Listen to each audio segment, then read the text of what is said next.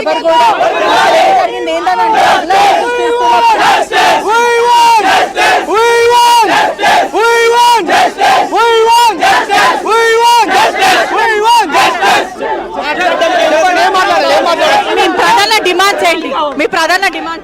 Madam ఒకటే madam, మేము పొద్దున్న నుంచి అందరికి అడుగుతున్నాం, మాకు జస్టిస్ కావాలని అడుగుతున్నాం. ఇప్పుడు కూడా అదే, మేము బయటకు వెళ్ళి నిరసన వెళ్తుంటే వెళ్ళనిస్తలేరు, లోపల ఉంటున్నాం, గేట్లు వేసేస్తున్నారు. లోపల చెప్తుంటే కూడా మేడం చెప్తుంది వినండి అని చెప్పి నోర్లు మూసేస్తున్నారు. ఇట్లయితే మాకు జస్టిస్ ఎడికెంత వస్తుంది? 2 రోజులు 3 రోజులు అయితే చనిపోయే వ్యక్తి. పోలీసులు విచారిస్తున్నామని చెప్తున్నారు కదా మేడం. ఎగ్జాంపుల్ చెప్తానండి మేడం, కుత్బులాపూర్ గుట్టాల గుడిలో దొంగతనం జరిగింది. సాయంత్రం కల్లా 24 hours లో పోలీసులు పట్టుకోరు. ఇదేంది ఎప్పుడు వస్తుంది? మాకు రిజల్ట్ ఎప్పుడు వస్తుంది? ఇంకెన్ని రోజులు మేడం, ఇంకెన్ని రోజులు వెయిట్ చేయాలి మేడం? అది కాదు మేడం, మేడం అది కాదు.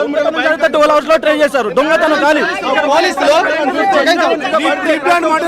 మేడం, పోలీసులు మేము మాకు మాస్టర్ చనిపోయిన బాధలో మేము ఉన్నాం. అయినా మమ్మల్ని రెచ్చగొట్టే విధంగా సోషల్ మీడియాలో భయంకరంగా పోస్టులు పెడతా ఉన్నారు. మేము మా ఓపిక సాగించేంత వరకు చెప్పండి. ఇదేంది చిన్నతరంకి బీజేపీ అంటే బీజేపీ వాళ్ళు చేస్తున్నారా ఇవన్నీ? ఎందుకు ఇంత ఏందని ఇదేం చెప్పు, దీనికి సమాధానం గవర్నమెంట్ చెప్పాలి. ఏంటిది? పోలీసు వాళ్ళు ఏమంటున్నారంటే అందరు వచ్చి కంప్లైంట్ ఇవ్వండి అంటున్నారు. 3 రోజుల ముంగట క్రైస్తవులు అందరు వెళ్ళి రాధా మనోహర్ దాస్ మీద కంప్లైంట్ ఇచ్చారు. ఏమైంది? అరెస్ట్ చేసిర్రా? చెప్పండి, అరెస్ట్ చేసిర్రా? ఇప్పుడు మేము కంప్లైంట్ ఇస్తాం. క్రైస్తవులకి మోహన్ దాస్ కి ఎటువంటి సంబంధం? అంటే ఏంటి మీకు? పొద్దుట లేచిన కాంచి క్రైస్తవుల మీద పడి ఆడవడమే. అన్నం తింటాడో లేదో తెలియదు క్రైస్తవుల మీద పడి ఆడవడం. ఇంకా బైబిల్ ఇష్టం వచ్చినట్టు మాటలు మాట్లాడడం, ఇష్టానుసారి మాట్లాడతాడు. హిందువులు మాట్లాడితే క్రైస్తవం తిట్టాలి, కడుపు నిండాలంటే క్రైస్తవం తిట్టాలి.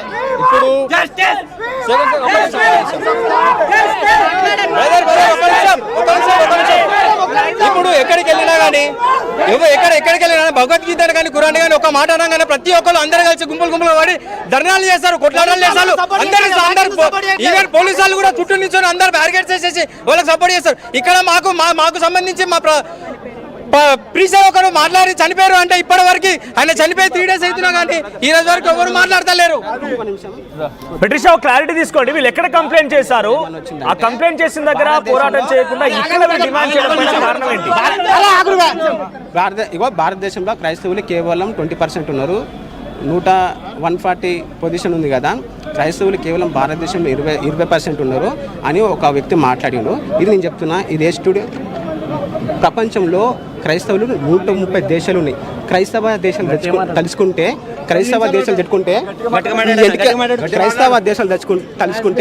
బూడిద మిగులుతుంది. ఎందుకు తెలుసా? క్రైస్తవులు ప్రేమిస్తారు కాబట్టి ఇంతవరకు ఉంది. మనం భారతీయులు కదా, విదేశాలకు పోవాల్సిన అవసరం ఏమొచ్చింది? గొప్ప కంట్రీ మన కంట్రీకి ఉన్న చరిత్ర గొప్పది కదా. ఇలాంటి కంట్రీ చరిత్ర మనం భారతదేశానికి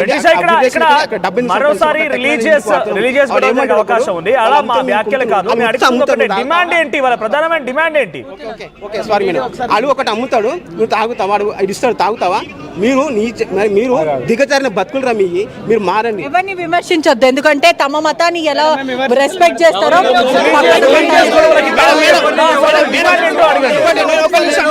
కొంచెం ఉధృతం అయితే కనిపిస్తుంది. పూర్తిగా కూడా ఆవేదన వ్యక్తం చేస్తున్నారు, ఆగ్రహం కూడా వ్యక్తం చేస్తున్నారు. రాధా మనోహర్ దాస్ ఎవరైతే కృష్ణుడి భక్తిగా బయటకు వచ్చి స్పోక్స్ పర్సన్ గా మాట్లాడతారో అతని వల్ల కూడా అల్లర్లు లేగుతున్నాయంటూ కూడా క్రిస్టియన్ సోదరులు చెప్తున్న పరిస్థితి కనిపిస్తుంది. ఏదేమైనప్పటికీ కూడా ఎవరు బైబిల్ని కానీ పూర్తిగా ఖురాన్ని కానీ భగవద్గీతని కానీ ఇవన్నీ ఎవరిని మహాభారతం కానీ దూషించారు. ఎందుకని బైబిల్ని దూషిస్తున్నారు? ఎందుకని అట్లా మాట్లాడుతున్నారు? అతని వల్ల మత విభేదాలు తెరపైకి వస్తున్నాయి.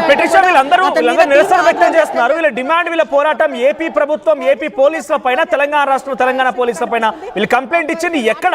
చేతిలో కనిపిస్తుంది. ఏదేమైనప్పటికీ కూడా ఎంత అవాంఛనీయ ఘటన వచ్చినా లాఠీ చార్జ్ చేసే అవకాశాలు అయితే కనిపిస్తుంది. ఇప్పటికే ఒకవైపు ఐక్యత వర్ధిల్లాలి, క్రిస్టియన్స్ ఐక్యత, క్రైస్తవుల ఐక్యత వర్ధిల్లాలంటూ కూడా మాట్లాడుతున్న పరిస్థితి కనిపిస్తుంది. పూర్తిగా చూసుకుంటే కూడా కొంచెం అల్లర్లు లేగే పరిస్థితి అయితే ఇక్కడ చోటు చేసుకుంటుంది. స్థానికంగా చూస్తుంటే కూడా పోలీసులు కంట్రోల్ చేసిన పరిస్థితి అయినప్పటికీ కూడా వాళ్ళు వినని పరిస్థితి. మాకు జస్టిస్ కావాలి, ఇది మోమాటిక హత్యనే, ఇది హత్యగానే ప్రకటించాలి. మరియు వైపు చూసుకుంటే కూడా మటుకి ప్రీ ప్లాన్ హత్యనే ఇదంతా కూడా బెదిరింపులకు గురి చేస్తున్నారు. క్రైస్తవుల మీద కూడా అనేక అసభ్యమైన కామెంట్స్ చేస్తున్నారు. ఎందుకని మత విభేదాలు తెరపైకి వస్తున్నాయి, ఖచ్చితంగా క్రైస్తవులకు కూడా మర్యాద ఇవ్వాలి, మనం అందరం భారతీయులు అంటూ కూడా గొప్పగా మాట్లాడుతున్న పరిస్థితి అయితే కనిపిస్తుంది. మనోజ్,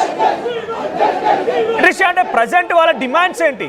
వాళ్ళు ఇక్కడ నినాదాలు చేస్తున్నారు భౌతికాయం దగ్గర చాలా ప్రశాంతమైన వాతావరణంలో సందర్శనార్థం వాళ్ళు రావడానికి కోసం సిద్ధపడి ఇక్కడికి తీసుకొచ్చారు. వారి కుటుంబీకుల యొక్క రిక్వెస్ట్ మేరకే ప్రవీణ్ పగడాల మృతదేహం ఇక్కడ వరకు వచ్చింది. సందర్శనార్థం పోలీసులు బందోబస్తు క్రియేట్ చేస్తున్నారు, బందోబస్తు ఇస్తున్నారు. అయినా వీరంతా పెద్ద ఎత్తున ఆందోళన దిగుతున్నారు. ఎక్కడో కంప్లైంట్ ఇచ్చి ఇక్కడ గొడవ చేస్తున్నట్టు కనబడుతోంది. సో మరి పోరాటం ఎవరిపైన? ఏపీ ప్రభుత్వం పైన, ఏపీ పోలీసుల పైన పోరాడుతున్నారా?